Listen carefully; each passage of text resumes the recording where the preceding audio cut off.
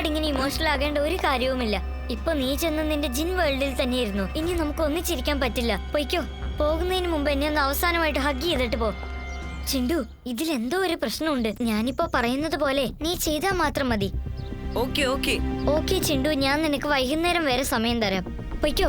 വൈകുന്നേരത്തിന് മുമ്പ് നീ ഒരു തീരുമാനം എടുക്ക്. നിനക്ക് എന്റെ കൂടെ ഇരിക്കണോ അതോ നീ നിന്റെ ജിൻ വേൾഡിലേക്ക് തിരിച്ചു പോകുന്നോ? വൈകുന്നേരം വന്ന് എന്നോട് പറ. ഓക്കെ ഞാൻ വൈകുന്നേരം വന്ന് പറഞ്ഞേക്കാം. വൈകുന്നേരത്തിന് മുമ്പ് തന്നെ ഞാൻ ഇവിടെ ഭയങ്കര പ്രശ്നം ഉണ്ടാക്കും. പിന്നെ നീ ചിണ്ടുവിന്റെ മുഖത്ത് നോക്കാൻ പോലും ആഗ്രഹിക്കില്ല. ഇംലി, എനിക്ക് തോന്നുന്നത് ചിണ്ടു തീർച്ചയായിട്ടും തിരിച്ചു വരും. വീർ, എനിക്ക് വൈകുന്നേരം വരെ വെയിറ്റ് ചെയ്യാൻ പറ്റില്ല. നിനക്കും കൂടി ഒരു പാഠം പഠിപ്പിച്ചേക്കാന്ന് കരുതിയാ വന്നത്. എപ്പോഴും നീ എനിക്ക് ഓരോ അഡ്വൈസ് തന്നോണ്ടിരിക്കല്ലേ.